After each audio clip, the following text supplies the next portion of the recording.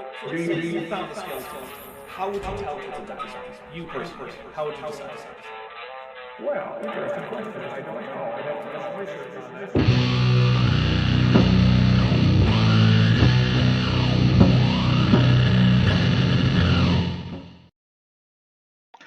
All right, we are live. Say hello to everybody there, Ben. Hey everyone, welcome to the Seabad Show, where we do Godzilla. Wait, yeah. Wait, hold on. No, Ben, this isn't the Seabad Show. What? Oh yeah, that's the wrong channel. Right. But wait, this is Kent with Ben. but the video's about like a dragon that breathes fire. That's Godzilla, I'm pretty sure. I think you're wrong. I think this is the Seabad Show. No, Kent thinks that T-Rex was a fire-breathing dragon. What? Yeah. So we haven't even started the video yet, and Kent's already got me confused. Yep. Basically. Well, that's Kent Hovind for you. Well, hello everyone. Good to be back. It's been what, like a month? It's been a while. So honestly, these sometimes take a bit out of me, like that last one. Yeah. And also, Kent has been a gigantic douche lately. So I wasn't too keen to just hop on and do, a whole bunch of Kent Hovind. But I am happy to be back. This video was originally like an hour and a half long. I cut out about 2/3 of it because it was irrelevant. So, and let's see who's here. We got Eric, Godless Galaxy, Maya, Bob Knob. Oh yeah. So let's see what Kent has to say. After I get my mouse over here, because I know how this thing works. Here we go. Covering a topic this morning about Leviathan, the fire-breathing dragon, talked about in Job 41. At Ryan's request, you've been saved. So far, I think he's right. What is this Leviathan about? So, who is this Leviathan, the fire-breathing dragon of Job chapter 41? The biggest pterosaur flying over the inland sea is a pteranodon. Audio low? Like all reptiles, it grows. It's good for me. Life. All right, can everyone else hear? I don't know about the Reptiles chat. grow all their life. You're going to stop Chat, growing y'all when good? you're 16 or 18, at least vertically. Some go horizontally. Oh, this is after VR. that. Reptiles stop growing. They never stop growing. People stop growing. Do reptiles really never stop growing in the wild? I Googled it yesterday. Reptiles grow very quickly until. All right, we're going to get pretty close to a thing here. Actually, let me test my space. Kent is quiet. Ooh, my spacebar works. Very slowly for the rest Kent is quiet. Oh, says Kent is chat. quiet. Yeah. All right, let me see what I can do about that. Not only do reptiles continue to grow until they die, Kent's lies continue to grow until he dies. Right? We might have to switch programs, but that's okay.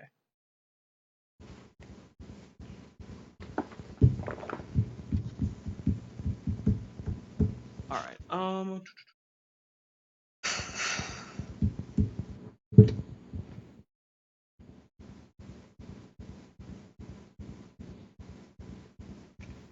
How's everyone in chat doing? How's the weather where you're at? Is it sunny? Warm, like here? What was it here? It was like 94 today. Kent is at his best when he's muted, so no big deal. Thanks, Bob Knob. Oh, that is pretty It's good. true. Doing good, Ben, says Godless Galaxy. Good. That's good. Drinking some kombucha tonight. It's pretty good. Original. Rain and rain, says Jens. Jens or Jens? How do you pronounce that? I'm sure whatever I say it's wrong, I'm sorry. I'm here for you, bro, says Bob Knob. Yeah, we'll have to visit sometime again. What do I... All right, so Windows Media Player has the worst file browser imaginable. It's pretty bad. But it's the one that's been getting my sound to work well. No G sound. Okay. Jens. Sorry if I'm wrong. I'm trying. That counts, right? I know you're a recent patron. Thank you for that on behalf Yeah, of the Dapper Dino. I need to give you a wrench. Give me a second while I do that. Covering a topic this morning about Leviathan, the fire-breathing dragon, know talked how about in Job sound 41 is. at Ryan's Add request. You've been saved moderator. a couple days now. Wants to know, what is this Leviathan about? So, who is this Leviathan, the fire-breathing dragon of Job chapter 41? The biggest pterosaur flying over the inland sea is for me. a How was the sound for pteranodon. Like everyone in the all chat? reptiles, it grows throughout its life. You know, reptiles grow all their life. You're going to stop growing when you're 16 or 18. At least vertically. Some go horizontally after that. But reptiles stop growing. It's, you know, Much better, they never says stop Maya. growing. All right, People cool. stop growing. Okay. So let's get my my little avatar dude back, and we'll get going with some Kent with Bent. Sorry about that little technical difficulty there. Now Kent is much louder, but I can't see him anymore. This is also acceptable. Yes. All right. That's. Obnob is a great chatter. I don't see any video. I think he's working on the video still. Getting it back.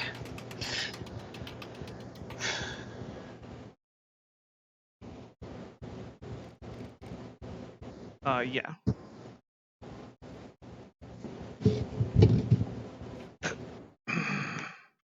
All right, let's try to launch it in VR, but my VR is being stupid. I'm gonna launch it normally. I may have forgotten to lock my home, and as a result, there was weird stuff happening. So, yeah.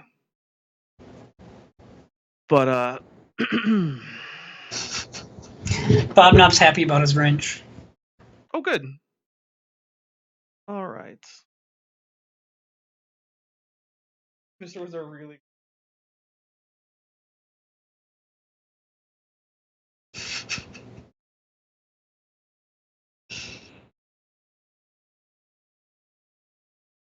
Yeah, we're pretty much. Side.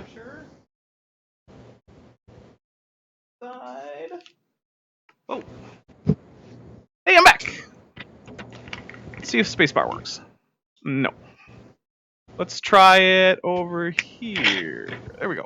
Do reptiles really never stop growing There in the we wild? go. I googled it Technical yesterday. difficulties. Sorry about that. Reptiles grow very quickly until they reach maturity. At that Drunk point, with the wrench growth power. rate We're slows just drunk down with dramatically. alcohol. They do continue to grow very, very slowly for the rest of their life.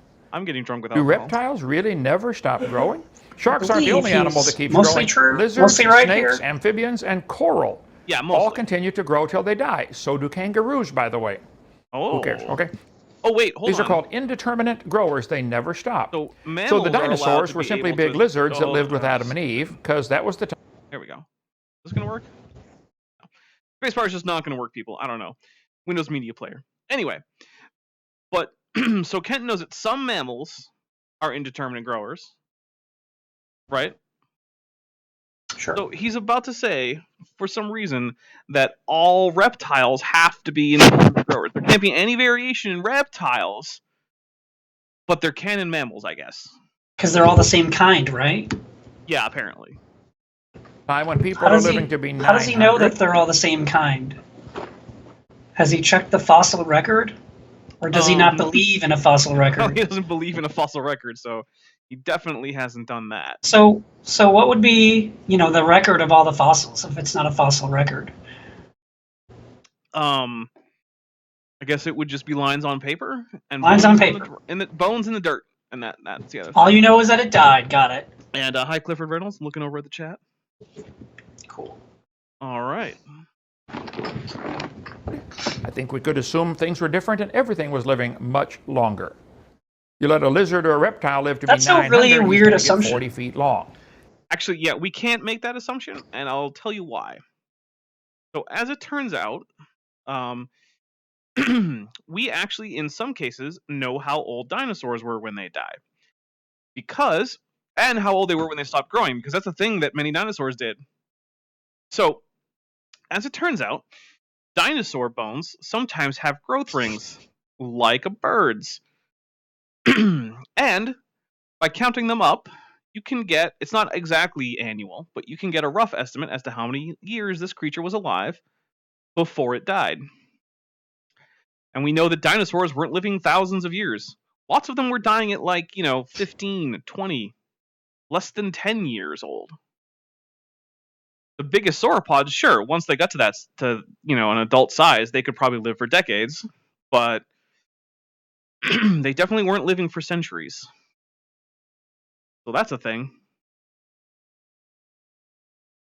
So the dinosaurs did not live millions of years ago. They're big lizards and reptiles that lived with Adam and Eve. Okay, so the question, if that's true, the question would be, did Noah take dinosaurs on the ark? People say, dinosaurs on the ark, they're kind of big, aren't they? The big ones were big, but the little ones... You have to establish the ark story is true before you ask the question, did dinosaurs go on the ark? And spoiler alert, no. Well, so, and then just going back to what he said earlier, he's got premises and a conclusion, and there's really no logical flow between any of it. I feel like if Kent took a logic class, I don't know what he would do. I don't know. Well, he'd fail, but if he learned something, if he's capable of learning, he would give up. I don't know. I think he would just keep doing what he's doing. Yeah. Conning people. As has been mentioned several times, Kent thinks that dinosaurs are lizards.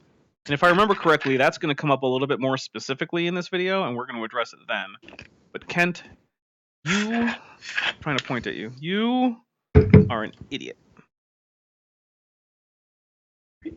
No, which way? All right. Yeah, oh, also, the Very that guy. Hungry Singularity says that this is too spooky for me, which reminds me, tune in Saturday for a live stream with Landon Kurt Knoll about dead stars, including singularities, aka black holes.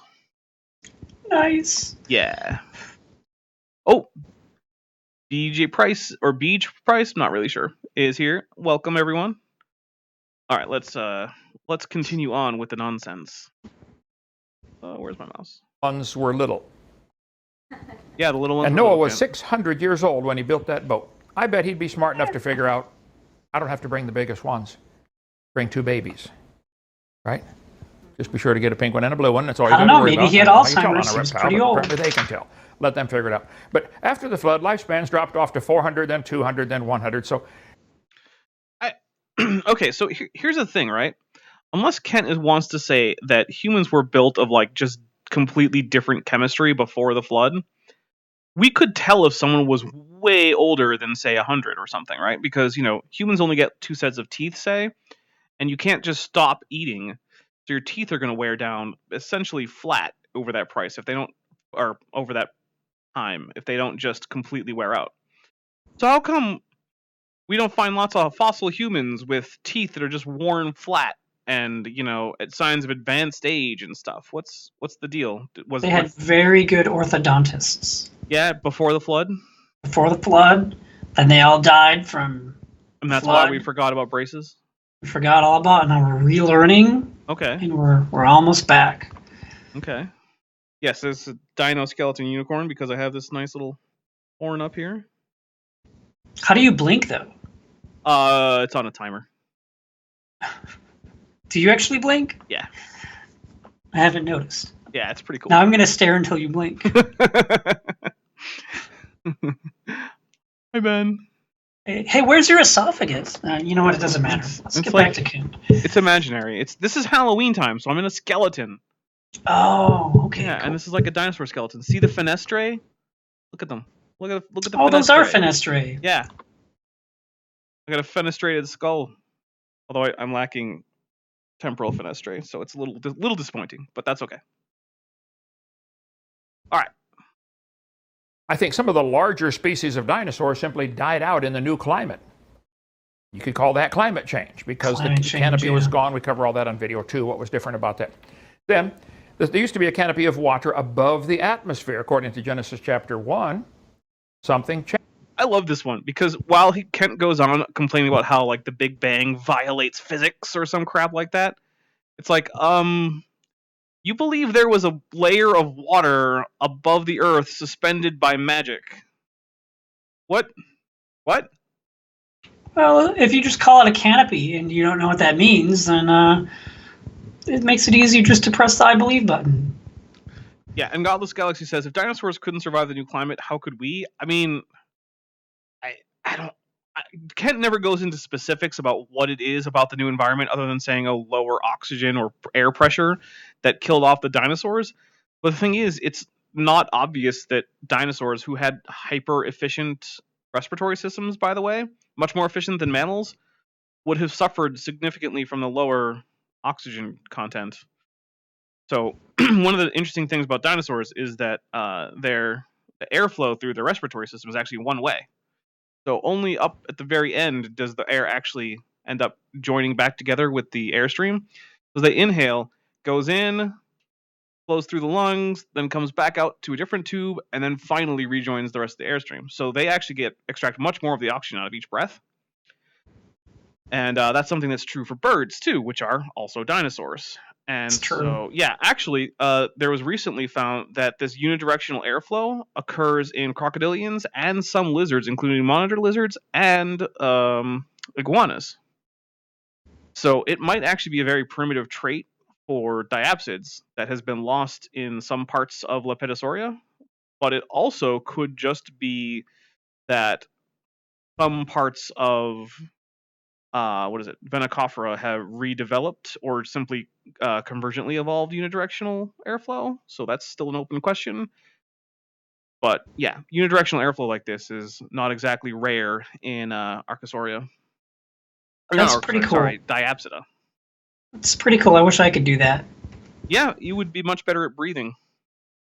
And you would know for sure from experience, because that's how you breathe. Right. Because you're a dinosaur. Exactly. See, now we get it. Yeah. Changed after the flood that fell down. Dinosaurs had two problems. One, they died because of climate change. Two, people hunted them. But back in those days, they called them dragons. Oh, see, the word dinosaur wasn't made up till 1841. True. So people say, why isn't the word dinosaur in the Bible? Well, let's see. This book was printed or copied in 1611, and the word was made up in 1841. Do the math. I bet the word computer's not in here either. Or well, here's the thing. Even if the word computer had been invented in 1611, it still wouldn't be in the Bible because there were no computers at the time. So, for instance, the word, say, eagle or vulture hadn't been invented when the Bible was written down in Hebrew, say. But then when these guys translated it to English, they had to use that English word because that was a thing that was around at the time of the Bible.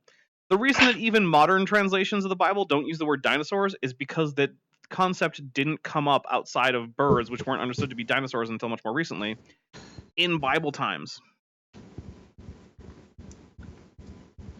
Kent. Come on. Try harder, Kent. Yeah. I mean, he's saying things that are technically true, but it's not really telling the whole story. Well, yeah, he's technically correct, but he's being dishonest in that he's trying to use this technical correctness to give an impression that is false. Mobile. What does that prove? Nothing. Okay, think about it for 5 minutes. So, 1891 dictionary, I got some old dictionaries up there, I think, still does not have the word dinosaur in it. In 1891. It's just in the last 100 years or so they started using that word dinosaur, which means terrible lizard. You just said it was made up in 1841, Ken. Come on. It says the poison of dragons. It's hard to remember numbers. Of the dragons. Dragons mentioned 34 times in the Bible. Here's an old dictionary from 1946. Has the word dragon is now rare. Okay. I want people in chat to predict what Kent is going to say about this now rare part of the definition of the word dragon. Keep in mind, he's reading out of a dictionary. So think about what you would think if you saw now rare in front of the definition for a word.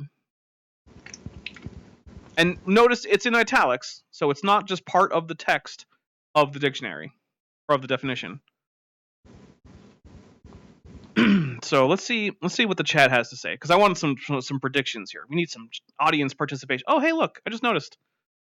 There's actually sort of a radius and ulna thing going on the model. You see that? Yeah. There's like a little bone spike there. A little bit. Didn't notice that before. Yeah. Yeah, being him, it means dragons are now rare. Okay. I like men a lot more than any man should, Kent. Thanks, Bob. Let's say, Clifford Reynolds missed I missed a few of them. So dinosaurs are incredibly rare now. He's going to say that it's rare now. It must have been common in the past. Yeah. So you guys are right. What Ken is about to do is say that it means that dragons are rare now, when in fact, when dictionaries do that, because they're not encyclopedias, they're just there to define words, not give you further information. When a dictionary says now rare, it means the word use is now rare.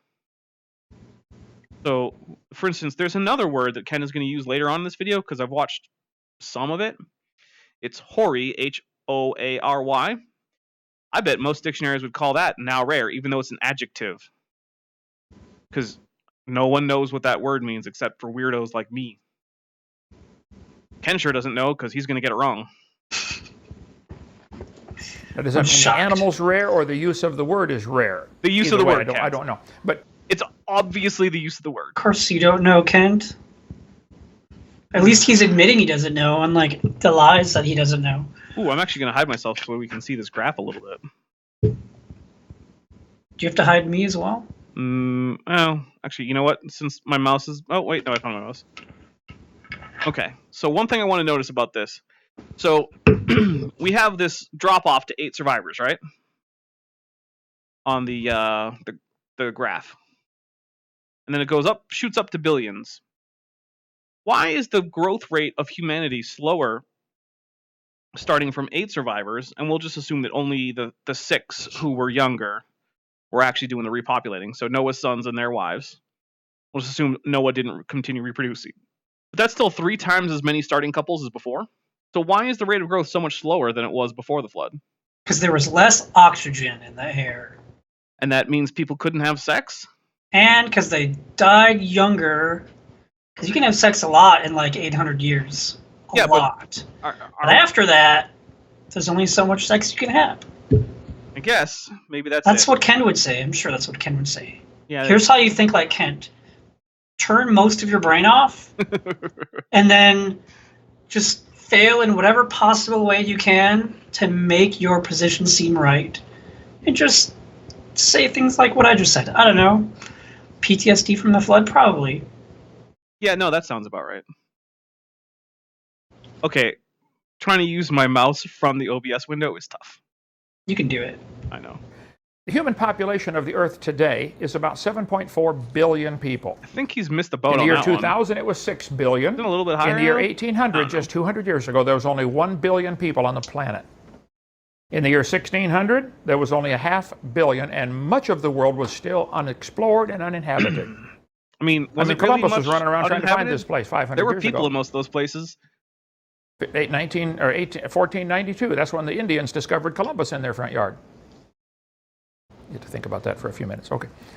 So as the population of people began to grow after the flood, the population of ferocious animals would go down because they get killed off for land. Yeah. Same thing happened here in Alabama. How many grizzly bears are there in Connecticut County, Alabama? A lot? I think probably none, right? How many were there 500 years ago? Probably a lot. What happened? People move into an area and they civilize it. And if it came on the news tonight that... Yeah, Clifford Reynolds makes a good question. With, say, 10 million people on Earth, how the crap were there only 8 righteous ones? And actually, if we look at the graph, it looks like Kent is trying to say that there were actually about 1 billion people before the flood. So, I don't know. It seems like God probably had more than 8 followers out of 1 billion. But, I don't know, maybe he was just bad at convincing people that he was God, even though he's omnipotent? I don't know. Yeah. Kent moves into an area and decivilizes it. This is correct. there were 5 grizzly bears roaming around Connecticut County. You know what would happen by 6 o'clock tomorrow morning? They'd all be dead because every redneck in the county would be out there with a rifle trying to shoot one. Wait a minute. Hold on, I just thought of something. Whoever could shoot the biggest one, let me pause it. would have his picture in the paper. My mouse is doing Bubba shot the things. grizzly bear and saved the village, right? Go. Can you go back to that graph real quick? Possibly. Maybe. Okay, so let's say we're in Kent's brain right now, okay? Oh god, that sounds scary. Just pretend like you're not like having a stroke or something. So what happened? Okay, so the universe begins Twisted Hippie. 4000 BC. Mm-hmm. Oh, never mind. I Wait. stopped. I lost my ability to count, basically. I was really confused by his timeline here. I don't know. Is it still confusing? Why is... Well, it's basically going off of what you were saying. Like, why is the growth pattern on his chart so different? But yeah, and also anyway. it's almost linear right up until about, what is that, like It's 1700 or so? And then it's like, oh, pretty something linear changed. in the first half too, but yeah, it's like linear, like right along here. It looks pretty darn linear. Then right about here, it takes a turn, and then it goes linear again. What happened here and here? I don't know. yeah. Okay. All right. Oh, also, the biggest reason you don't want to be in Ken's brain is because there's a lot of cyanide in there from all those apricot seeds. His brain is apricot seed addled. I know his cranium is, kind of small for a human, but there's a lot of empty space in there. But still, it'd probably be crammed. So here we go. Happen. People move into an area and they civilize it. And if it came on the news tonight that there were 5 grizzly bears roaming around Conecuh County, you know what would happen by 6 o'clock tomorrow morning? They'd all be dead because every redneck in the county would be out there with a rifle trying to shoot one, right? And whoever could shoot the biggest one would have his picture in the paper. Hey, Bubba shot the grizzly bear and saved the village, right? That's what happened to the dragons. Dragons are mentioned in all ancient cultures. The Chinese zodiac has 12 animals on there. Let's see, a boar, a dog, a cock, a bat, a rat, an ox, a tiger. Are those animals still alive? Yeah. Why is this one, a dragon, mixed in with 11 animals that are still around today? Probably because people in ancient China believed the dragons were real and were wrong. I mean, they also thought Kirins were real. I mean, whatever. Are we really going to astrology for evidence of the Bible? Is that what we're doing right now? That's what Kent does. He'll go anywhere he can. Yeah, I feel like maybe astrology is not where you want to go for your biblical evidence, but I mean, what do I know? Could it be when they made up their zodiac, they were all 12 still alive? That one got exterminated? Yeah, but or not. There's dinosaurs on ancient artwork. Oh my goodness. Okay. So, this is a very, very famous stela, which is the kind of object that is. I happen to recognize this. This is a very famous object for a few reasons. One is it's one of the first examples of writing anywhere ever in the world. This is the Narmer tablet. Okay? It's famous because... I'm sorry, it's not the Narmer tablet, but I can't remember the name of it off the top of my head. But it's famous for being an extremely early example of Egyptian hieroglyphics, as well as an exercise given in Egyptian hieroglyphic textbooks for translation. Anyone want to guess how I know that?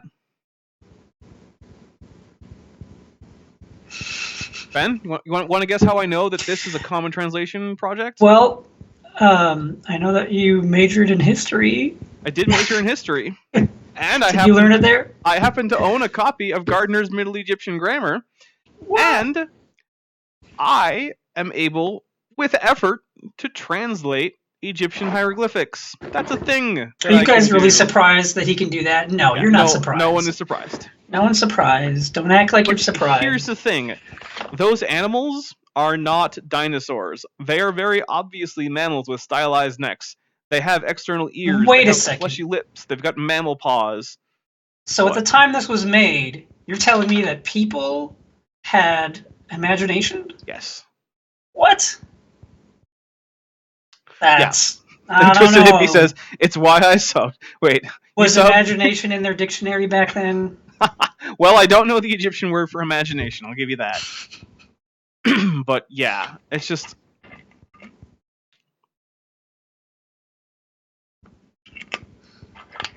Kent. Actually wrote a whole paper about how badly people misinterpret Egyptian art. Yeah. and that would be fixed if you could read the Do you text. still have a copy of that? I can look for it. I doubt it though. Maybe we can look at that sometime. I mean, it was an interesting paper, but I doubt that I still have the copy. And yeah, Mage Grey Wolf also points out that Chinese dragon also has mammalian features, which is true. Yeah, a lot of these things that Kent likes to point at as being dragons are way too mammal-like to actually be dinosaurs. So if they were depictions of dinosaurs, they were extremely bad depictions of dinosaurs. Even though we have a pretty darn realistic depiction right here of a bull. So if these are supposed to be realistic dinosaurs, somehow the Egyptians just forgot how to draw between drawing this one and these ones. So, yeah. And I did not remember this part, but... And pottery all over the world. We got a whole section of our museum here at Dinosaur Adventureland with cool stuff showing dinosaurs living with man. Oh, hey, those are The Babylonian. walls of the ancient city of Babylon, built about 600 BC, show lions built right into the brickwork, and dragons. Why would they put dragons on a wall in 600 BC? Okay, I need to go back to that dragon. Okay. So, what dinosaur is that supposed to be? Can anyone identify a dinosaur that looks anything like this? Anyone? Dragonsaurus. Wait, that's not a real. No. Because here's the thing. This Are is those feathers? Well, we'll just say that they're scales. But this is an obviously chimerical creature. So we have a dragon with a forked tongue and a snake head, which no dinosaur is likely to have had. We have like lion or wolf paws here. It's hard to tell because this brick has been kind of scraped away. They look like hooves to me on the front. They might even be hooves. But on the back, they're very different. Yeah, then the back has bird talons. Huge Besides bird talons. birds, no dinosaurs has this backward pointing toe. This is not a real animal. This is a chimerical composite.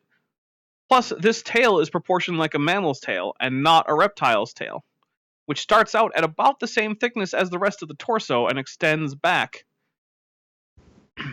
So, Beach Price says Gates of Ishtar, I think, and I believe that you are correct that these are from the Gates of Ishtar, although it's a common motif in a lot of Babylon. So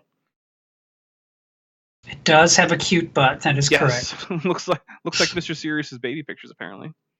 So yeah, there's no way that this is a dinosaur. The only way you could think that this is a dinosaur is if you don't know anything about dinosaurs. Kent. Well, what if you're a doctor? Why would they put dragons on a Well, if you're a real doctor, then you would know. But since he's obviously a fake doctor, no. wall in 600 BC? Because there were some still alive?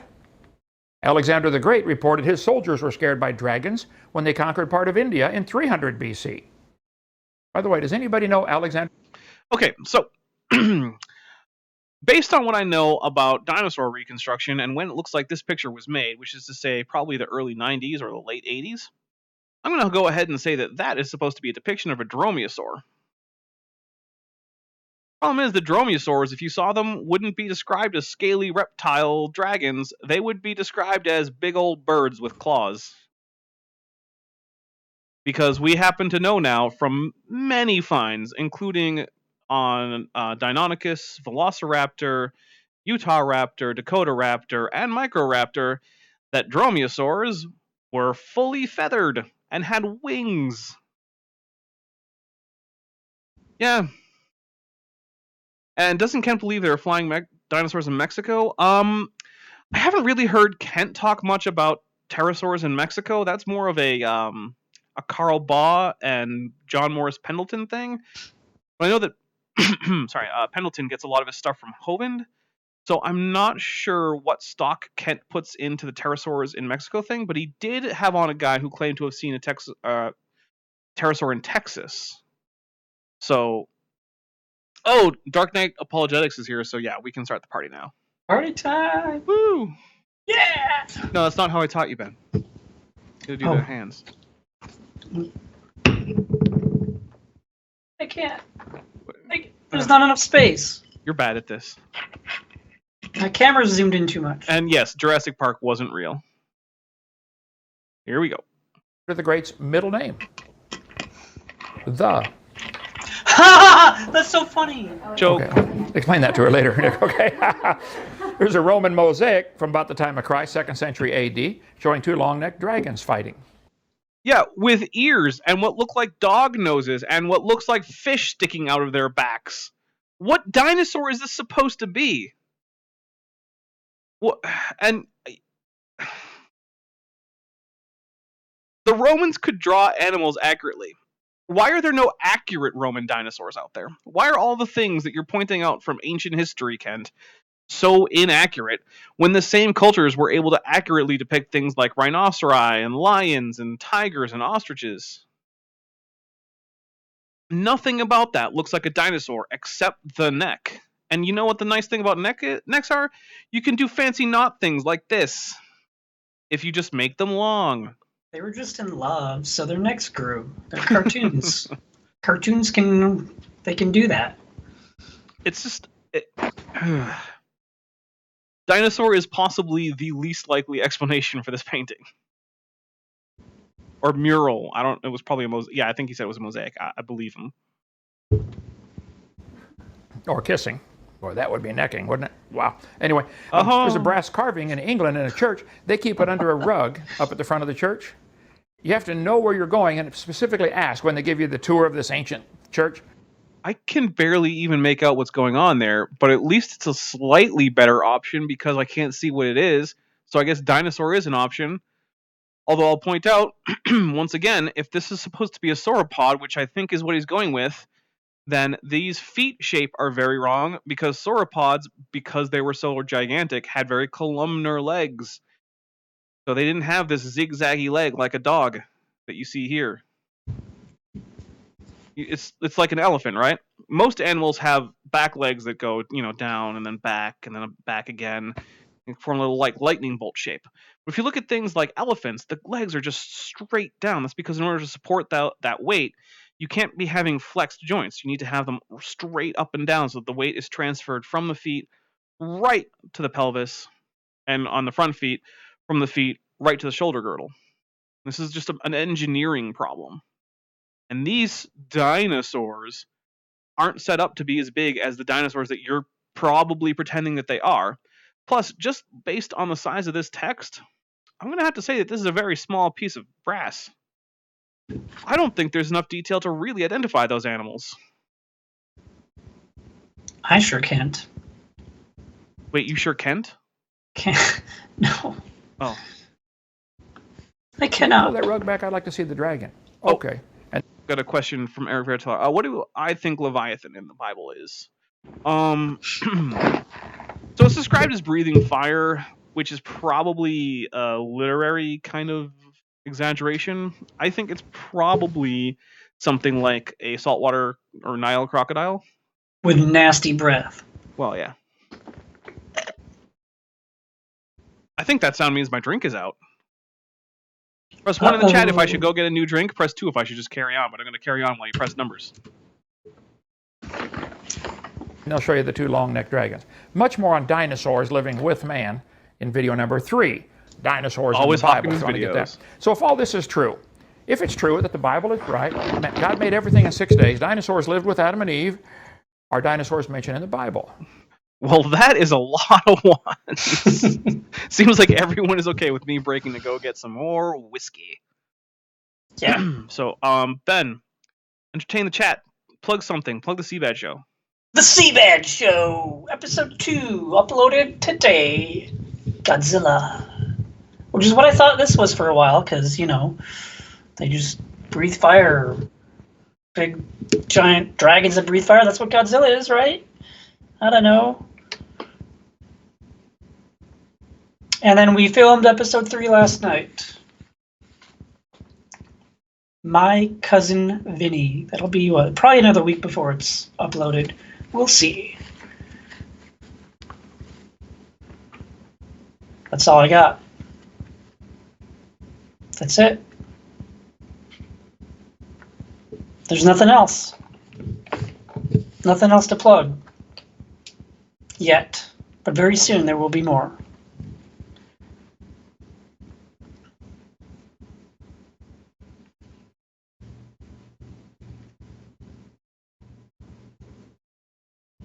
Here's a question. How long does it take to pour whiskey? Sing a song. Kind of. That's close. That is close. Dance clown, a little less close.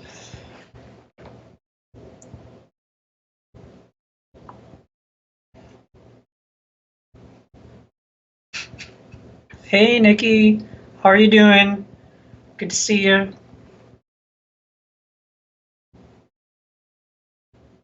It's, you know what it is? It's his short little dinosaur arms. He can't reach the bottle. I just put vodka in a glass. Things look different.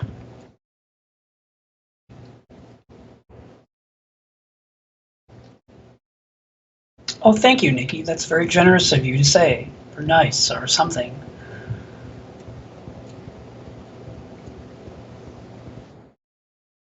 You know, my vodka tastes like 1 or 2. That is bizarre.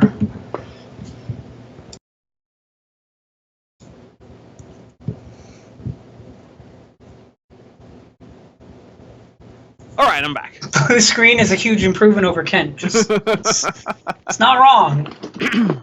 Yeah. Sorry about that. But hey, there was actually popular demand for this one. I actually got asked by some people, hey, when's there going to be another Kent with Bent? And Bent, you weren't the only one to say that. So I put up the poll, and there was a pretty strong majority. Everyone voted yes, there should be another Kent with Bent. Good. And most of you said, yeah, do it today. And I don't know the exact availability, but I think it should be possible to do them a little more frequently than we had been.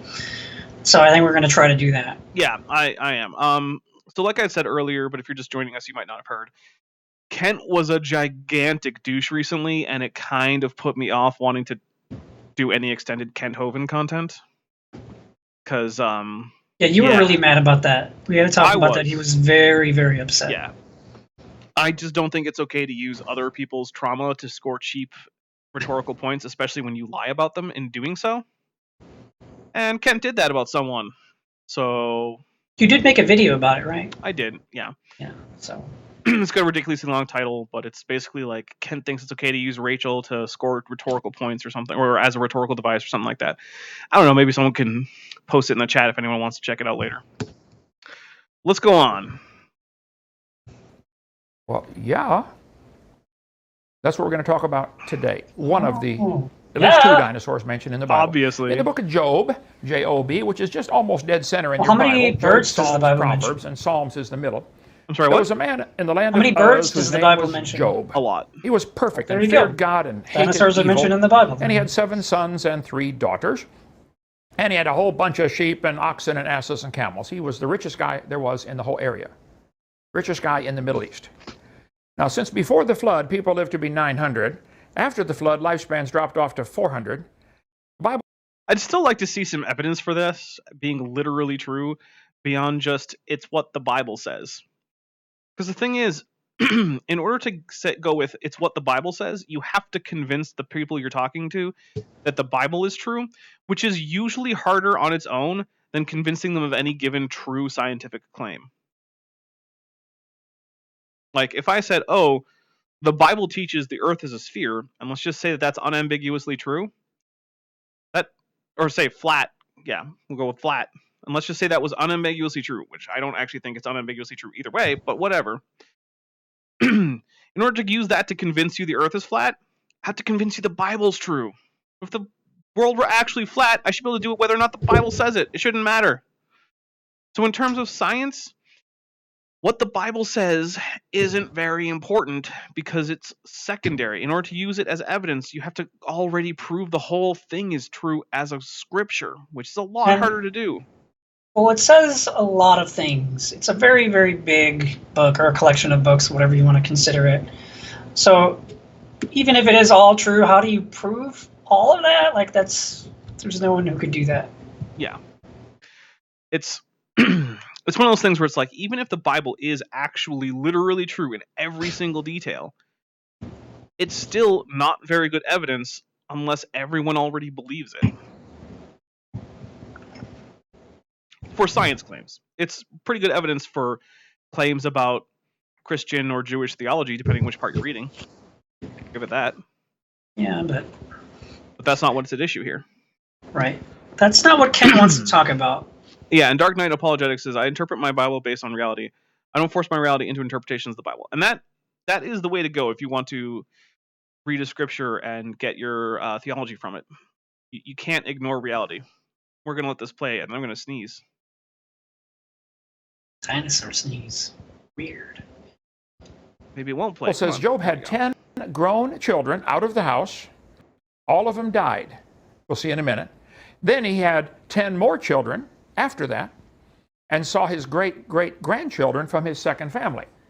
Only one great in there, pal. What does the Bible actually say, though? Does it say great? It says great-grandchildren. Yeah, I guess. It says great-grandchildren. Kent, the liar, said great-great. Uh-oh. Kent. Kind of matters, Kent. That's like 600 years worth of people or whatever, right? I mean, Job was around.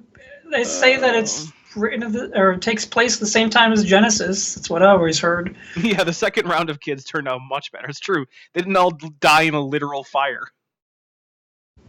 which is what happened in the first round. Today.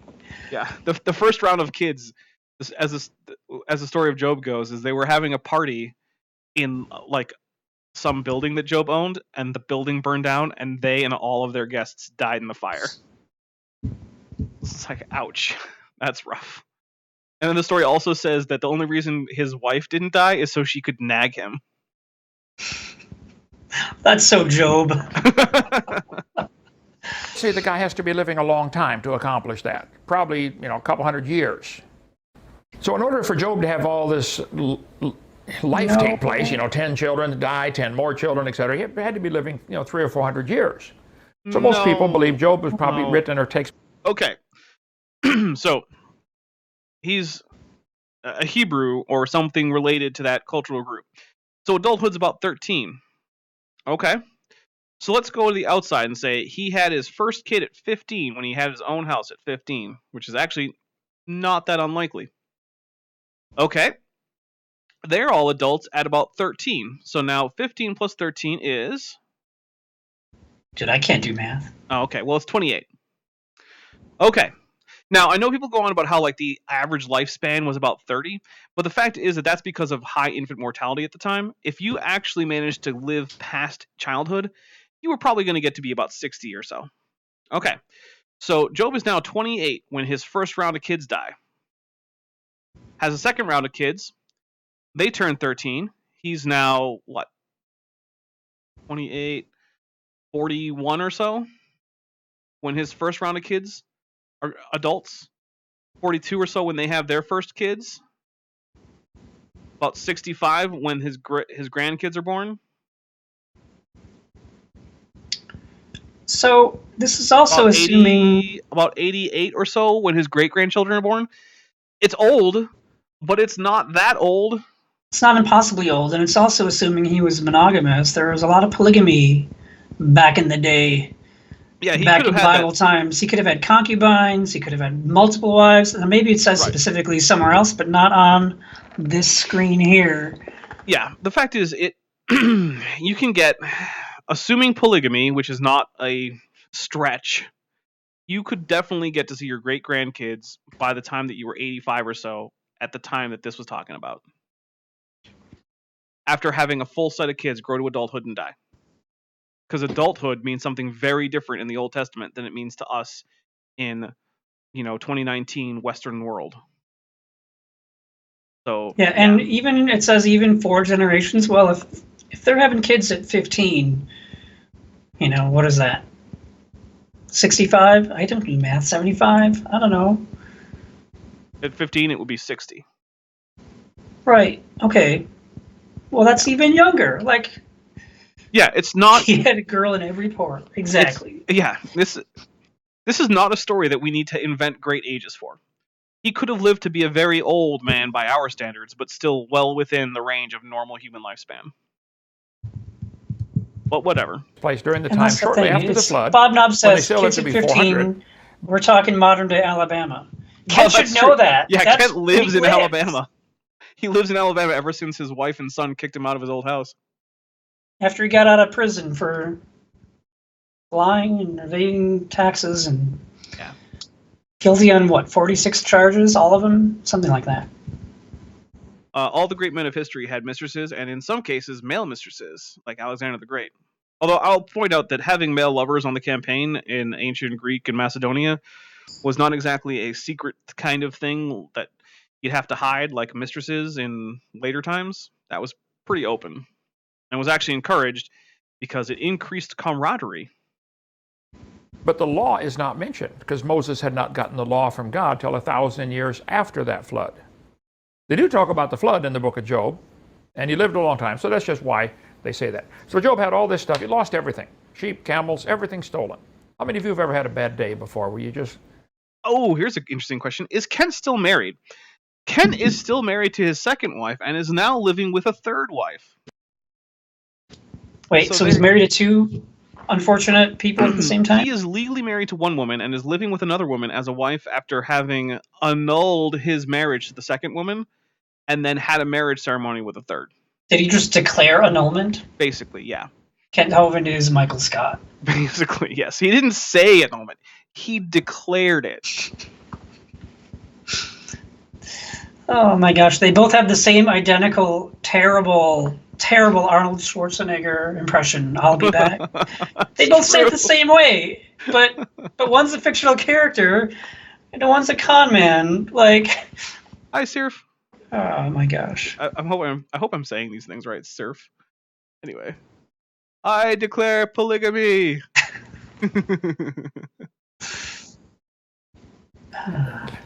Lost a bunch. Then, see, the fire of God came down and burned up the sheep. Oh. The servants all died except for one. The camels all got stolen. His sons and daughters all died. The one thing is, Clifford Reynolds says you can't annul a marriage that's been consummated. Does he think he's running a cult? So, legally, generally speaking, you can't annul a marriage that has been consummated.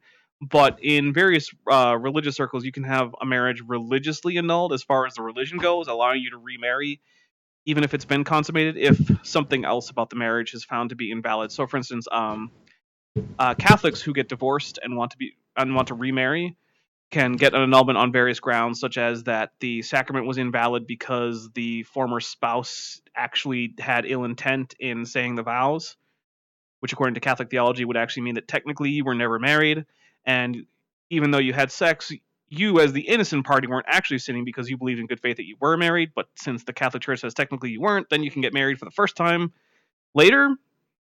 I don't know, Catholics are weird. Went to a Catholic high school. At the same time, Job chapter 1. Job got up, tore his clothes, and said, I came out of the womb naked. I guess I'm going back naked. God, I love you anyway. Good attitude to have. Pretty I came tough, out of the okay? womb with a necktie. He said, the Lord gave, the Lord hath hat, taken away. Blessed be the not a name of the Lord. Okay. Then Satan went forth from the presence of the Lord and smote Job with boils from the sole of his foot to his crown. How many have ever had a boil before? It's like the world's worst zit. I boiled some soup earlier. Well, like yesterday. It was tomato. Or no, mushroom. It was mushroom yesterday. It was delicious. Imagine a zit this big. Well, Nicole, I hatched out of an egg, but yeah, I mean, I go with hatching and being born as, it's kind of the same thing. He was born out of the shell of the egg. Like all dinosaurs? I don't know. Around that hurts just to think about it, okay? Had them all over his body, including the bottom of his feet. You can't stand, you can't sit, you can't lay down. Job stuff. I guess I was wrong. Every second. Job's having a really bad day. And there's nothing like health issues to make a person turn away from God. If you ever had a serious health problem, it's a real test of your faith. Then his wife turned against him. She said, why don't you curse God I'm going to die? skip ahead a little bit because I don't really Now, the care Bible about says, the story of Job every one of Job us in this particular context. love his... When you go to the hospital to get your gallstones taken out, there's always a friend who's going to come along and say, these aren't gallstones, brother. Okay. These are tithes and offerings. God's Sorry, getting them I out meant of to you cut one way this or out, but another. apparently I suck at that. Don't do that. Well, you God cut out usually- all but 28 See, minutes of Vince, it, and I we're think not that's more discovered than until half of it. 1977. Oh, I cut out almost 2/3 of this The video. science is very slowly catching up Golly. with a few parts of the Bible. Yeah. God said, where is the way where light dwelleth? Well, that's a fascinating one to me. He said, as for darkness, where is the place thereof? You see the difference? Light has Oh, a hey, way. this is It's those moving. astronomy things. Darkness can't move. Darkness has a place. yeah, so if you haven't seen my 2,000 subscriber special, you should, because I thought that was a really fun stream. I've listened to it again, and I still think it was a really fun stream, which is important. And we talk about this very verse, me and Ben and Duke and Cheshire, which is the whole crew for the Seabad Show. The Seabad Show! Which, by the way, someone linked the Seabad Show. Rated R! It is rated R. Yeah, it's rated R. Dapper Dino channel is generally rated PG-13. The Seabad Show is rated R, so it is not appropriate for younger audiences, say. So if you're under 18, maybe get your parents' permission It's before more of a you watch. guideline than an actual rating. Yeah. But yeah, we are more open about. Yeah, we're rated R. We'll just go with that. But yeah. Kent Hovind has been slaughtered in so often in debates. He's like a charcoal zombie. Yeah, it's pretty bad. Well, yeah, Chesh is one of the ones who definitely kicks up the rating from PG-13 to an R. Yeah. I'm not as dirty as Chesh is. But since she's actually trash, that makes sense. Love you, Chesh. All right, here we go. More Kent. Light has a way. I'm going to skip. It's parted which scattereth east wind upon the earth. What is he saying here? Is God telling Job that Almost the reads light like causes poetry. the... So if you open it to the middle and open right. the last half to the middle, you're probably going to draw out Leviathan with a hook. Okay, here we go. That's the one, Ryan, you asked this is about. where What he is starts this, to talk about Leviathan? Tyrannosaurus. We had a videotape on that one, and we're going to update it, improve it, or hopefully, at least redo it right now. Leviathan. Can you draw Leviathan out? Leviathan is mentioned in the Bible 4 times. Fishing for dinosaurs. I want to point out, Ugly German Truths has said there's a video where both Kent and Mary Toko spoke at an anti-vax. Scarily misinformed. Yeah, so Kent has been doing less anti-vax stuff since breaking up with Mary Toko. But I do want to say, there's a reason that I don't address much in the way of medical woo on my channel. And that reason is because it really pisses me off when people do things. Because, okay, look. You convince people that evolution isn't real and the Earth is 6,000 years old. Okay, they look stupid, but whatever. They're not going to die. No one's going to get cancer. No one's going to get typhus or polio or anything, right? But, yeah. Medical woo is the kind of thing where people, including kids, die. This is not like a harmless, stupid belief. People die from this stuff all the time. And people who could have lived if they had actually just sought out proper medical treatment. And so it gets to me a little bit too much. So I leave it to other channels to take on the medical woo because I would have trouble doing anything other than yelling at people about that. So, yeah, I don't do a lot of medical woo stuff. Now let's take a prediction real quick. Once we unpause, will Kent finish the sneeze? Or is he actually in mid-sentence saying something else? Because he looks like he's about to sneeze. Well, and you know what, Eric? Even if vaccines did cause autism, they obviously cause it at such a low rate that, I mean, what do you want? You want your kid to die of polio or rubella? Or do you want your kid to have trouble relating to others? I mean, is that really a conversation that we have to have? Is it like, hey, you know what's better than... you know what's worse than autism? Being freaking dead. Polio's worse than autism. Yeah, polio I'm pretty is worse sure. than autism. Yeah. Smallpox, worse than Malaria. autism. Malaria, worse than autism. You know what? Yeah. I'm just going to go ahead and even say cervical cancer, worse than Oh, yeah. autism. And you know what? Vaccines can help prevent cervical cancer. Get your vaccines. Get your HPV vaccines, people, please. Yeah, seriously. Give me less work to do at my job. Yeah. Ben finds cancer. So give him less work.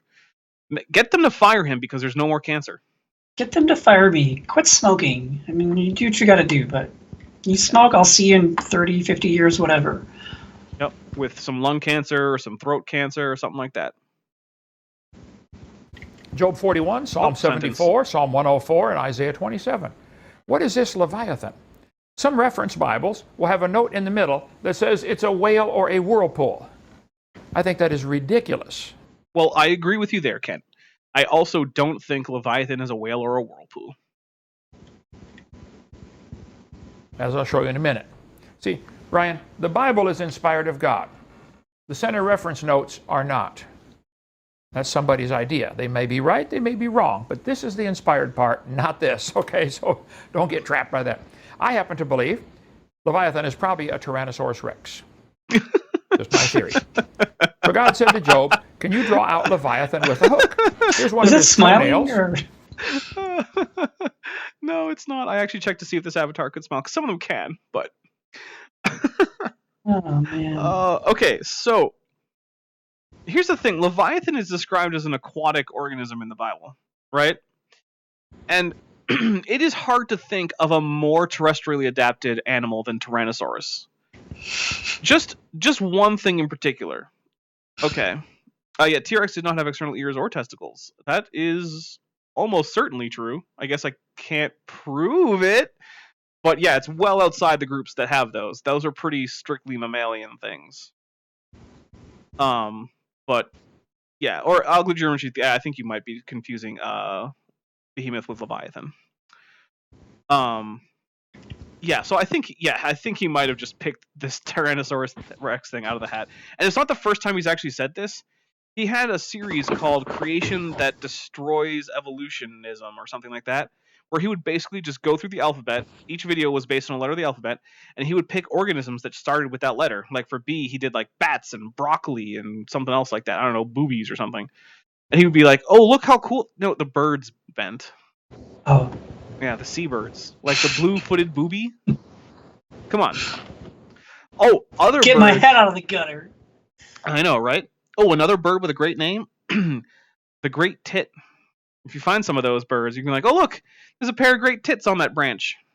And you'll be right, because that's a kind of bird. Rated PG-13 indeed. I'm talking about bird names. I know. There's nothing wrong with saying bird names. The blue-footed booby is a great bird. The great tit is a great bird. Who named these birds? Was it a 14-year-old boy? Yeah, probably. 14-year-old me, probably. So, yeah. So I think he picked a T-Rex because it's like the dinosaur he's heard of. Yes, probably. You know, why not? Why not pick that one? Oh, yeah. So here are some things about why Tyrannosaurus Rex probably not aquatic. So the only real propulsive limbs as far as locomotion that T-Rex has are the hind limbs, and they are very strongly adapted for terrestrial locomotion. One of the ways we can tell this is because the metatarsal bones in T-Rex are actually locked together into a single group of bone. And while the bones aren't fused, they can't move past each other, which is great for saving energy when you're doing long overland travel, but it's not actually all that great for doing things like being able to change the shape of your foot in order to reduce drag on upstrokes, and then spread out your foot in order to increase drag for additional propulsive power in the water. So just and some the dinosaurs hind legs could do that? Yeah. Presumably. Okay, there's like or at fossils the very that indicate- least, how about this? At the very least, if you wanted to be aquatic and use your hind legs for propulsion, you'd want to be able to do that.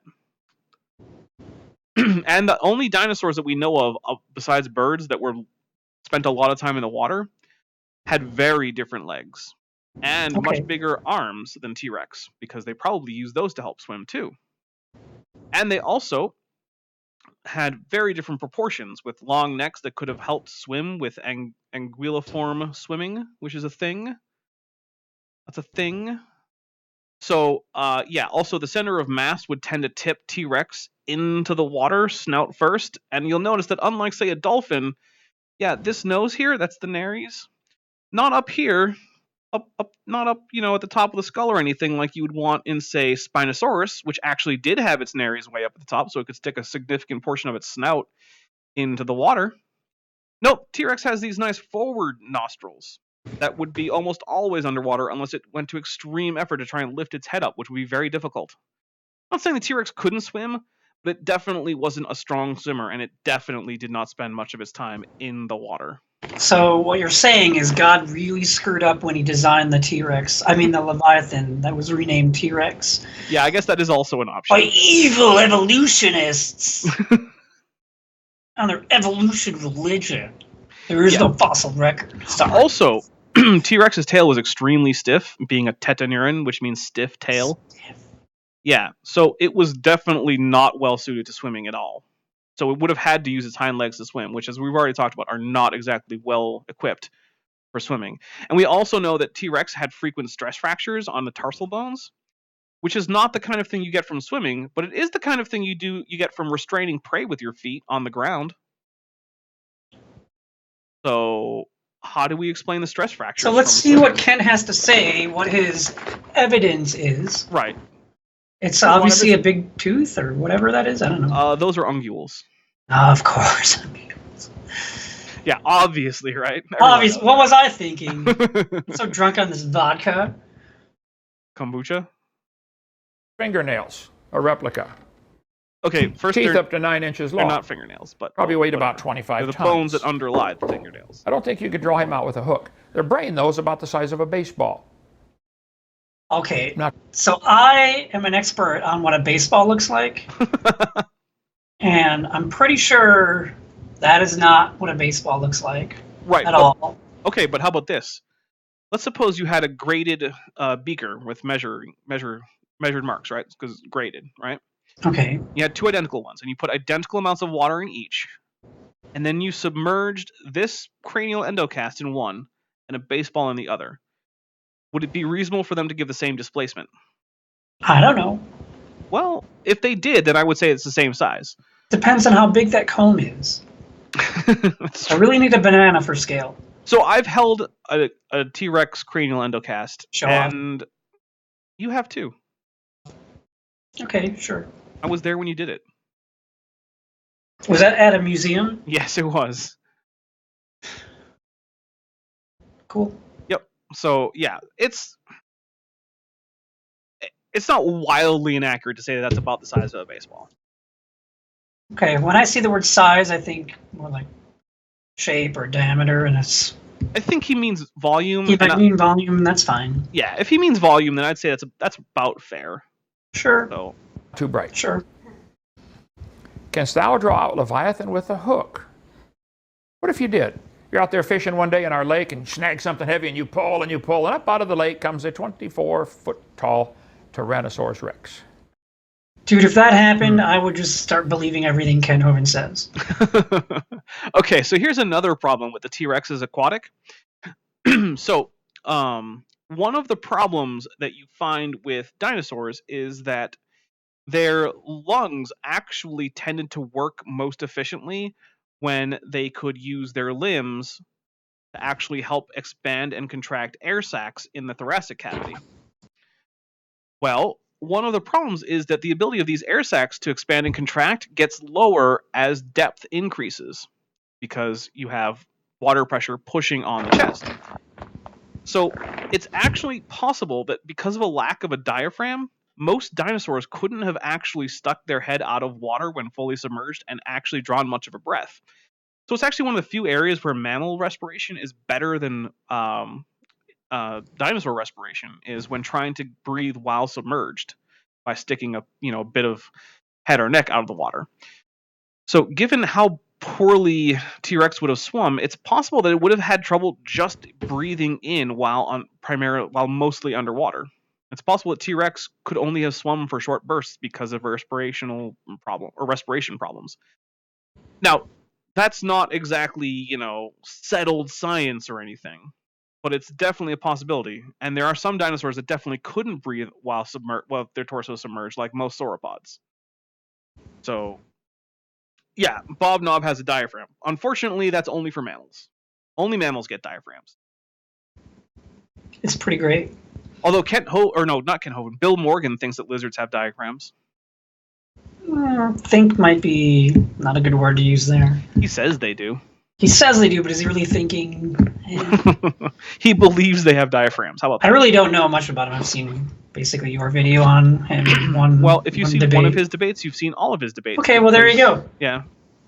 Canst thou put a hook into his nose or bore his jaw through with a thorn? Yeah, Job, put a ring in his nose and lead him around like a pet. Okay, right. I doubt you're going to do that to a T-Rex.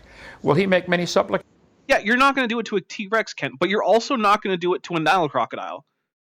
So, I mean, if we pick all of the animals that you can't put a ring through their nose and lead them around like a pet, it's going to be a pretty big number. Unto thee. In other words, will he beg for mercy from you? Oh, Job, please don't hurt me. I don't. All these questions have an obvious no Kent as usually the has answer. a pretty good pause. God asks the question. Job thinks about it, doesn't answer it because the answer is too obvious. I thought he was going to sneeze again, to be honest.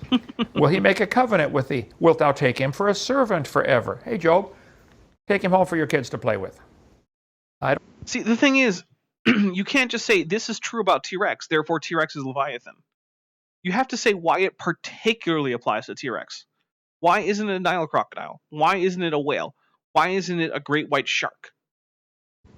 Why? These are all true about all of those animals. Why isn't it a hippo? Hippos live in the water. They kill more people in Egypt now, today, than crocodiles do. Hippos are freaking deadly. Very dangerous. Not the pygmy hippos, but they live in like middle Western Africa. They're different. But those big old hippos, yeah, they'll kill you real fast because they're super territorial. And Dark Knight Apologetic says, if you want to tame a crocodile, you need to raise it from a hatchling. So here's the thing. Crocodiles are not terribly tameable even from a hatchling. Crocodiles are extremely likely to snap and kill you. Don't keep a crocodile as a pet unless you have essentially a zoo facility or like a farm set up for that, and you absolutely know what you're doing.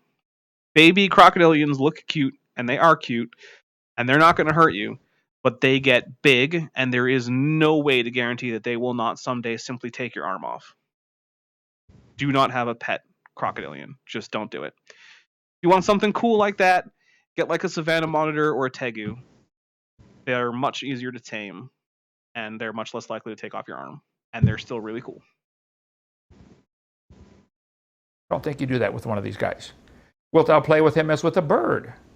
I don't think you do that with him either. Wait. What? Are dinosaurs, or are birds dinosaurs? Yeah, of course. Okay. It's been proven. Get your T-Rex to perch on You your can't shoulder. buy you. Wilt thou bind him for thy maidens? In No, you real don't time. do that either. Shall There's the video companions make a footage. banquet of him? Hey, we're having T-Rex burgers. Everybody come on over for the T-Rex cookout. And no. Shall they part him among the merchants? Hey, do you see him for sale in the store? USA, Choice, T-Rex. No.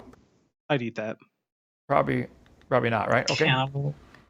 I'm not a T-Rex. It's not cannibalism. You know, dinosaurs. Thou are fill the his skin same. with barbed irons or his head with fish spears. Racist. Lay thy hand upon him. Sorry. Remember the battle. Do no more. Oven translation. Job, go ahead and grab him. That's the last thing you're going to do. When you wake up, if you wake up, you'll wish you had not done that. Right? Remember the battle. Do no more. Pow, gone. Okay. Behold, the hope of him is in vain. Shall not one be cast down even at the sight of him? Just looking at him would scare you to death. None is so fierce that dare stir him up. Then finally God says, okay, Job, who then is able to stand before me? See, God's using this animal, this, I think, a T-Rex. Hey, Job, you afraid of him? Nobody ties him up. Nobody puts a hole in his nose. Nobody catches him out of the lake. Hey, Job, you're afraid of him? Yeah, Lord, I'm afraid of him. Hey, Job, you afraid of me? Have you ever thought someday you're going to stand before God? All right, we're going to start skipping ahead a little Do you bit think again about because I Oh don't care. man, You're going to have to give an answer Oh, to God. do you have things to add? this is ridiculous. Yup. I mean, he's right about the rhetorical point of God talking about Leviathan in this section. But it's just such a stretch to identify it as Tyrannosaurus Rex.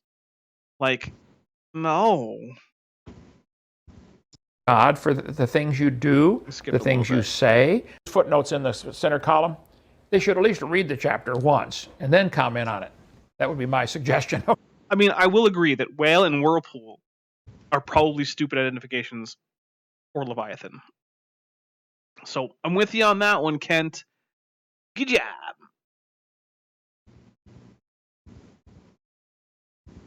Oh, my stupid mouse. Okay? And some preachers preach some of the silliest sermons. At least read the passage before you're going to preach on it. Okay. So his scales are his pride. Shut up together as with a close seal. One is so near to another that no air can come between them. He has airtight surface covering of his body. Like most scaled animals, the water and the air can't get through it. They are joined one to another. They stick together that they cannot be sundered. You can't pull them apart, the scales. Okay. So one thing I'm going to point out is that most animals have skin, most amniotes, as well as most terrestrial arthropods, have an external layer, whether it be a cuticle for an exoskeleton or just the epidermis, which is largely sealed from water escaping. It's why they don't have to be constantly moist like a frog or a centipede. I know, crazy, right? If your skin dries out, it doesn't mean you die as long as you drink some water. Yeah. So this isn't exactly some kind of special thing for scaled animals. And Eric Viertaler says, hey, Dapper, how do you set up the VR? So basically what this is I have an app for my Oculus Rift called Flipside, which has a few different VR avatars. You put a camera in the VR, so there's a camera in front of me over here in VR, and then you can set a room. There's several different rooms that you can be in. The one that I'm in is called green screen, and you can set the background color. So I set it to a blue, and then I just chroma keyed out the blue in OBS, and here I am. It's like magic. Yeah. So if you just have an Oculus Rift CV1 or S, should be good. Which animal does have skin that is not watertight from Ugly German Truth? So amphibians do not in general. Toads have more watertight skin than most other frogs, but as a rule, amphibians don't have watertight skin. Crustaceans generally don't. Let's see. Millipedes and centipedes, myriapods, they don't. Fish don't. Most aquatic animals don't. Yeah, but most things that are terrestrial, so amniotes, most insects don't. Some hexapods have some non-watertight skin, like springtails aren't particularly watertight, but they tend to live in the undergrowth under things like rotting leaves and stuff, so they don't really need to be watertight. And they're hexapods, so they're not quite insects, but they're the closest thing to insects without being insects. So there you go. There's the play button. By his neesings. Now, this is a strange word. It's the only place it appears in the Bible. Neesings. The King James translators came across the Hebrew word atish. And they had all these committees, 3 different committees of scholars. They said, guys, how are we going to translate atish? There is no English word. What it means is blowing air out of your nose. They said, well, it's kind of like sneezing, but sneezing is involuntary. This is voluntary. He decides he's going to blow air out of his nose. So they made up a brand new English word, neezing. That's the only place it's ever used that I'm aware of anywhere in writing. By his neesings, a light doth shine. Wouldn't snorting work? Like a pig snorts and goes, or a dog?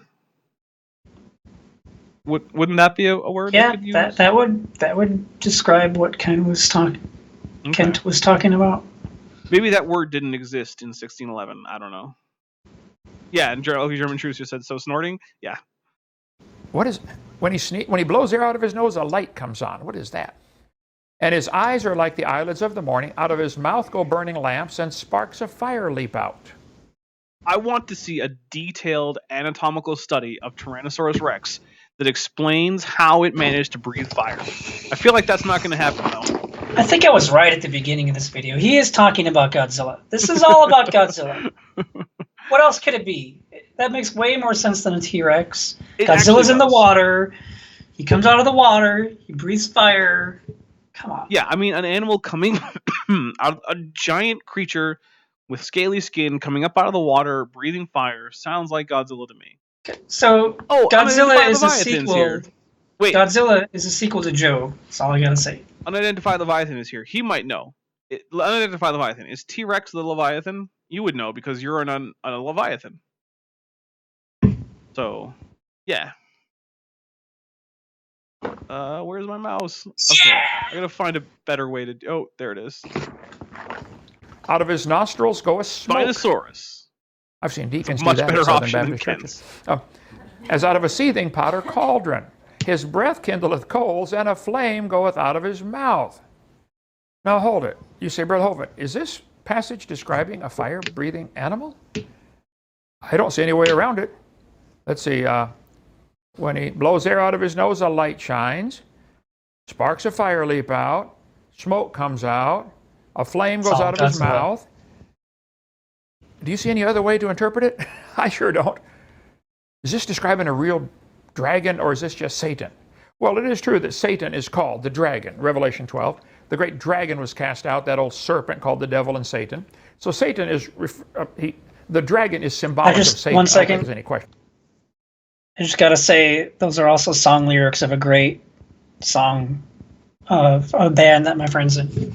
Oh, be sober, be vigilant. That bit? No. The Great Dragon was cast out. Oh, okay. And that music will be released in a couple weeks.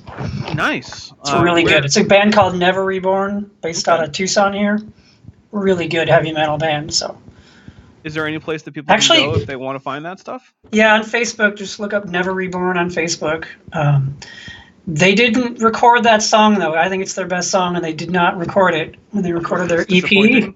But there is a pretty good live video of it from one of their shows that I recorded. So it's on their Facebook. Watch it after this video. If you like heavy metal, it's a pretty cool song. And all the lyrics are from Revelation. Ugly German Truth says, who's talking in these verses? God, Job, one of Job's weird friends. So this here is actually from 1 Peter. So this would be the Apostle Peter talking.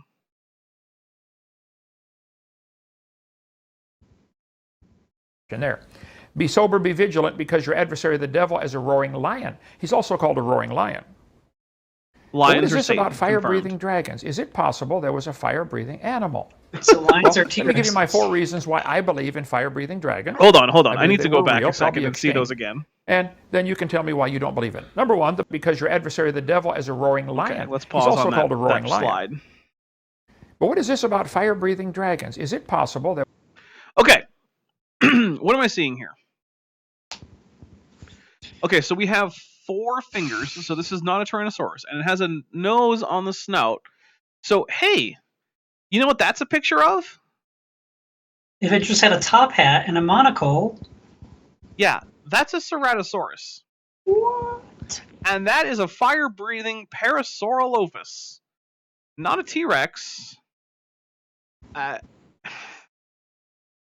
And at least I know that some creationists have said that this crest here stored chemicals for fire breathing, which makes me wonder why it's not coming out of the nose, especially since the Bible said that the fire comes out of his nose, but nah. Look, it's just lines on paper. It's not exactly right. Identify Leviathan says, I've corrected Kent multiple times about this. His only response was, what's the purpose of fire when you live in the water? Yeah, okay, so that's something you're going to have to learn about a lot of these professional creationists on Identify Leviathan, is they don't care if they're right or not. It's why they're wrong about almost everything. The only time they care about being wrong is when they think that what they're saying is so ridiculous that not even other creationists are going to believe their bullshit. Sorry. They're all liars and cons. It was a fire-breathing animal. Well, let me give you my 4 reasons why I believe in fire-breathing dragons. Oh, here we go. I believe they were real, probably extinct. And then you can tell me why you don't believe it. Number 1, the Bible certainly says there was one. It's pretty hard to read that passage without coming to that. Well, like I've said, on its own, that's not really very good evidence. Number 1 evidence. The Bible says so. Yep. Conclusion. A flame goes out of his mouth. There went up a smoke out of his nostrils and fire out of his mouth. 2 Samuel chapter 14. The second reason, there are hundreds of legends about them, aren't there? Yeah, but Kent, there's also legends about things like Krishna and Zeus, and you don't believe those things. I mean, if we're just going to go with there are legends, therefore it's probably true, you're going to have to accept as true a lot of things you don't currently. legends about fire-breathing dragons. Oh, we got a dinosaur question. Why did Parasaurolophus have the horn? So the horn is actually an extension of the bones at the anterior end of the skull, and it's hollow. And currently, the most likely explanation is that it was actually a resonating chamber for various calls that the animals could make. And different species of hadrosaur tended to have different shaped crests, which would have resulted in a different kind of sound from each of them. So it might have been used for interspecific communication and identification. It probably wasn't echolocation unidentified leviathan. Some of the reasons for that is that they probably didn't live in environments where echolocation was any better than sight, and also we don't have any indication that they had particularly advanced or weird ears. One of the things about echolocation is you have to be able to make the sound, but it doesn't help if you don't have really good ears. And another problem is that these resonating chambers probably would have produced low pitch sounds. And for echolocation, you want very short wavelengths, so that way it can actually bounce back off of small objects, which will give you a better impression of the environment. Whereas long wavelength sound will tend to bypass a lot of these smaller objects because they just aren't interrupted because of the high wavelength. So low pitch sounds are very bad for echolocation, but they're good for long distance communication because of that fact that they don't interact much with the environment. So if you can hear infrasound, is what that's called. Infrasound carries for miles and miles because it doesn't get interrupted and bounce back. So it's probably for communication and not echolocation. But we can't be certain. Oh, and hey, this is going to be another dragon mask with ears and horns and boar tusks. Gonna have to say that doesn't actually look like any dinosaur. This is a mask they wear at some Ghan cult, and where's that at? In Ivory Coast. The mask is 3 feet long. Sparks are produced from the mouth by means of burning tinder. So they wear this, while they dance around the fire, they have this mask on and they have stuff burning in the front of them. They can blow on it, make fire come out and impress the people, I mean, that is cool. Why are there legends of fire-breathing dragons? Hundreds of them. Why didn't anybody have a fire-breathing hamster? Because giant scaly monsters that can fly are way more badass than a hamster. Yeah, they're scarier. Right. I mean, it's just like, okay, let's say I'm making up a whole new sci-fi or fantasy world, right? And I want a big scary monster. It's not going to be a fire-breathing hamster. I'm sorry. It's just not. It's going to be a big thing with scales and giant claws and big, sharp, pointy teeth. Like, it's just more fun that way. Oh, what just happened? Did I just disappear? No. Oh. Ah! Where'd you go? I don't know what just happened. Did you just get raptured? I might have. I might just have to get rid of the avatar for now because I'm not sure how to get it back in time. And we don't have that much longer anyway. Okay. Well, there's a camera in the way now. I mean, come on. Okay. If you're going to make up a legend, maybe it's based on some kind of real animal, okay? Right? Yeah, Thirdly, it's chemically possible. Like a werewolf? What chemical is flammable with water? The alkali metals, sodium, potassium, lithium, react. I'm sorry, is Ken about to say the T-Rex stored sodium or potassium inside of its body in elemental form? I was just about to say, because that's close with ionic form, but yeah. I mean, how would it do that? In order to do that in a lab, you have to use special oils. And you can't even use glass. You have to use a special kind of container to keep them safely. Why do you think their heads were so big? They had all that stuff in their heads, which is what helped them float when they swam all the time. This is just the worst. And also, they're not just flammable, they're explosive. The instant that touched basically any bodily fluid, it would result in the explosion of the animal's head. And now they're extinct. Right. Plus, where do you get elemental sodium as an animal? It's not just lying around, obviously, because it's so flammable. What? With water to produce heat and flammable hydrogen gas. How to make chemical fire without matches or a lighter. 4 different ways to make a chemical fire without a match or a lighter. It can be done. 5 ways to start fire using water. Just Google it. It can be done. So there is an animal that does this, mixes the chemicals, called the bombardier beetle.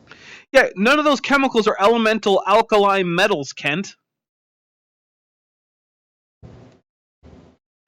We've got them on our property here. They live in this area. I haven't seen one yet. Little bitty beetle. They showed this one with World Book Encyclopedia. They pinch his front leg with the tweezers. He's got a cannon back near his hind end. He swivels it around and burns his enemies. They call him the blister bug. The bombardier beetle. Do you have any evidence that these structures occurred in Tyrannosaurus Rex? Any at all? Is that just a chemical burn, or is it actually on fire? It's not on fire, but it gets to be about boiling temperature, so it'll scald you. Okay. Just Google it. Bombardier beetle.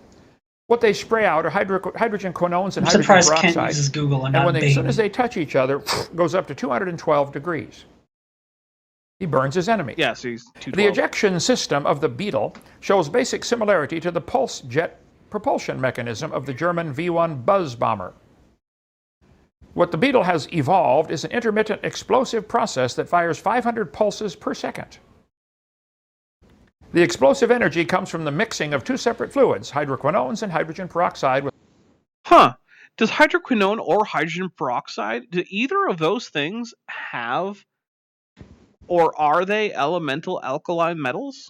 I mean, they are both sodium, except, wait, no, they're not. I mean, hydrogen peroxide is just HO.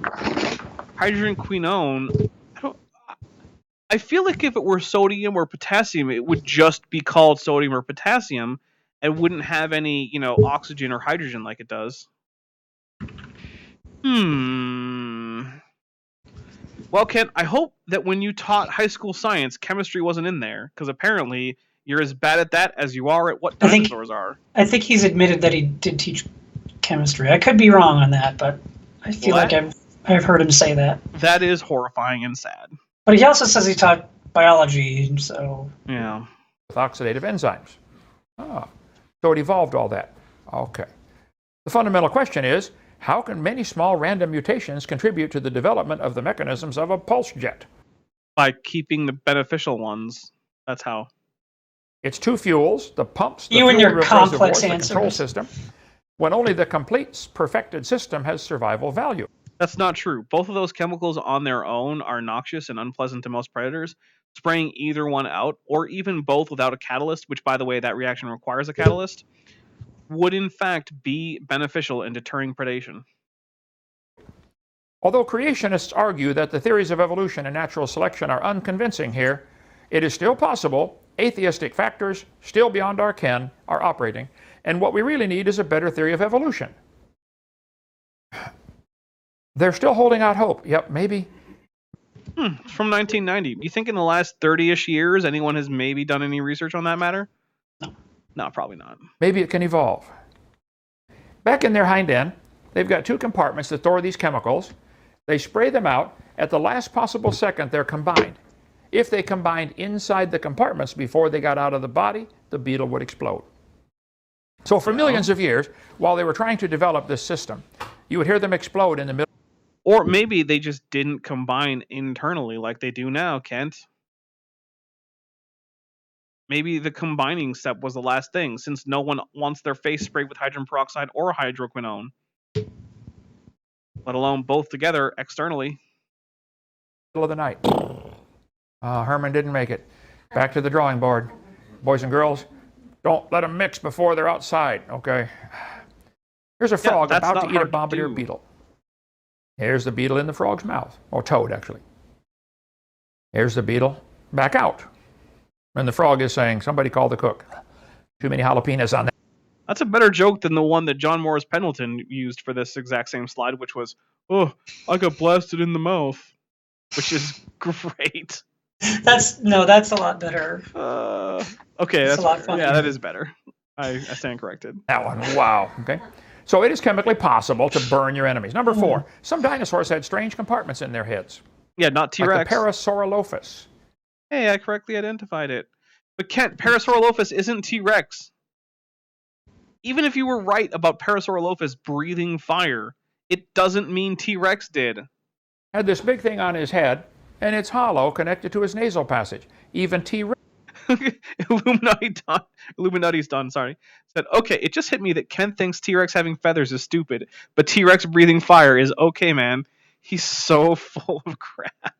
That T-Rex is smiling. That is a good headshot. That is a T-Rex that does look like to be smiling. It also looks to be very inaccurate, but Rex. A little bit brain. I mean, his head's the size of bigger than this desk, but their brain's the size of a baseball. They discovered a dinosaur now a couple years ago. New York. Scientists say they found the earliest known tyrannosaur, shedding light on the lineage that produced the fearsome T-Rex. Why did this beast have a strange crest on its head? In northwest China, it was smaller than the T-Rex, only 10 feet from the snout to the tail.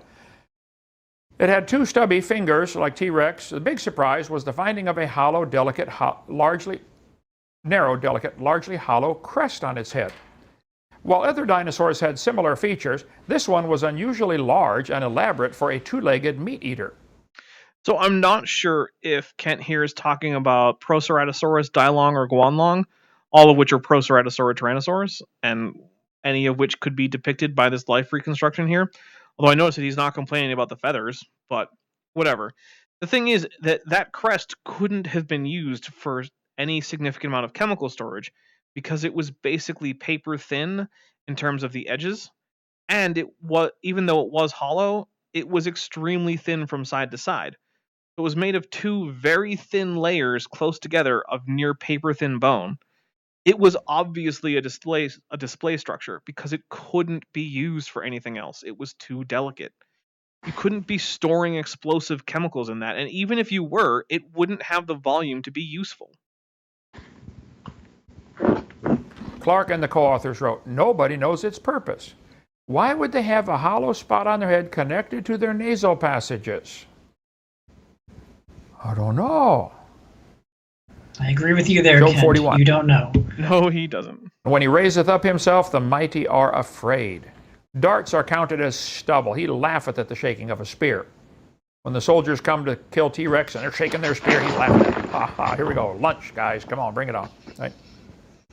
He maketh the deep to boil like a pot. He maketh the sea like a pot of ointment. So apparently this creature could go in water and make the water boil when he goes under or something. He could also go on land, because it does not do any good to breathe fire underwater. I would bet if you're a T-Rex 24 feet tall, weighed about 15, 20 tons, you could go anywhere you wanted. He maketh a path to shine after him. One would think the deep to be hoary. I suspect that means when he does go underwater, he leaves behind an oil slick. Hey, look, Kent doesn't know what the word hoary is, which, I mean, fine, you don't know what the word hoary is. Most people don't.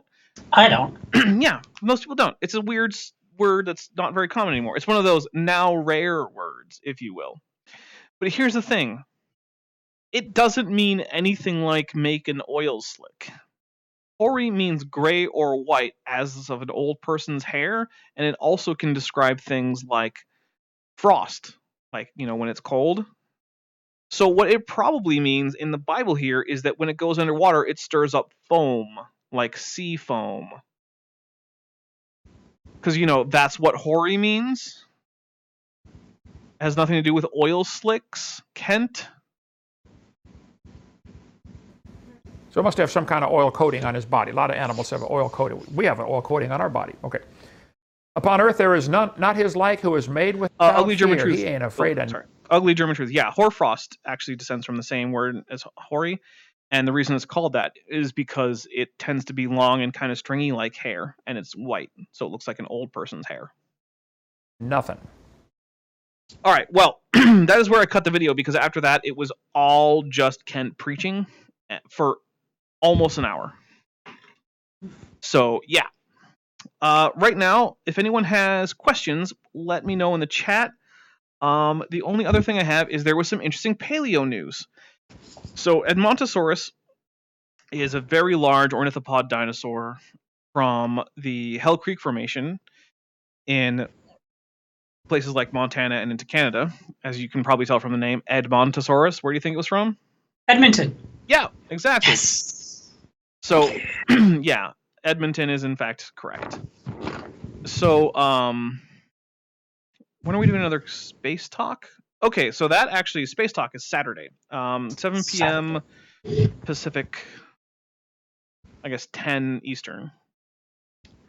So there was recently described a fossilized Edmontosaurus forelimb, including the flesh of the forelimb. It was described as a mummy, and it had some very interesting features. So, like for instance, Edmontosaurus forelimbs apparently were kind of like horse forelimbs in that there was only one weight-bearing finger that bore a hoof-like claw at the end that constituted the entire weight-bearing apparatus. It didn't have an external thumb. Digit 3 had no claw and basically just kind of stuck out a little bit.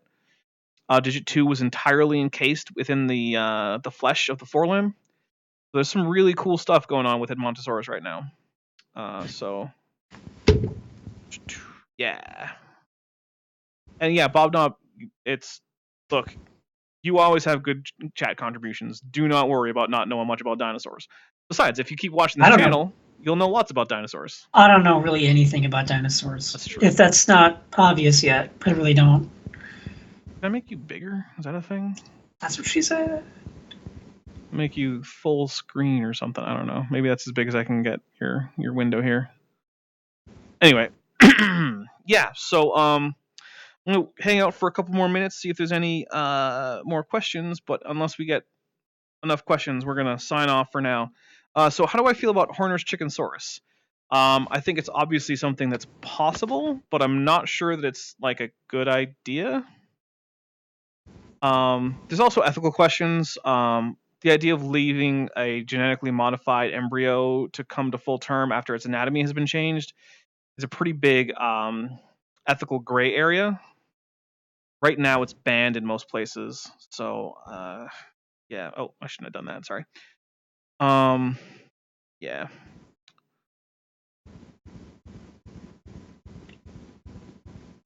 So, let's see. Who better to learn about dinosaurs than from a fossil one? I mean, it's outside of birds. Yeah, we gotta learn from the fossils. Who would win in a fight? Allosaurus versus Albertosaurus or Ceratosaurus? So Allosaurus would lose to Albertosaurus and win to Ceratosaurus. Okay. Look, when it comes down to two theropods and who would win in a fight, unless there's a great disparity in something like jaw strength or something, I'm just going to give it to the one with the higher mass. So if you ever want to know who does Dapper think would win in a fight, this theropod or that theropod, whichever one is heavier is probably the one I'm going to pick. The only exception might be like Spinosaurus versus T-Rex, where I would give it to T-Rex because of the higher jaw strength. Oh yeah, Ugly German Truth was talking about me in my skeleton form.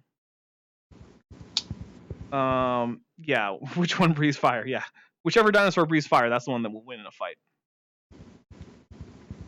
So let's see. I think we're probably gonna call it pretty soon. Check out the Seabad show. Like I said, we just released our second episode. This one does not show the movie because the movie is copyrighted and by a very litigious company. So what you have to do for our videos where you don't see the movie is we're gonna put up a timer, both a countdown and a count up timer. The count up timer will tell you what point in the movie we're at, so you can keep it synced. The countdown timer will end when you should hit play on the movie. So there's that. I'm glad that you guys came and had fun. I had a lot of fun. Ben had some fun too. I did. I had fun. And I did not get as drunk or angry as I did last time, which is probably a good thing. And yeah, it's the final countdown, but it's the initial countdown. So yeah. All right. Well, thank you very much. Once again, my Patreon is in the description, which should actually work now.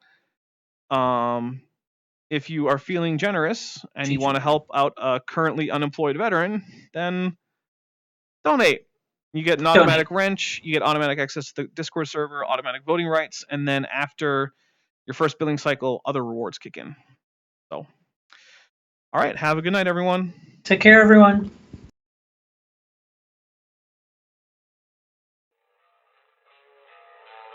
So you found the skeleton. How would you tell it's a dinosaur? You personally, how would you decide? Well, interesting question. I don't know. That's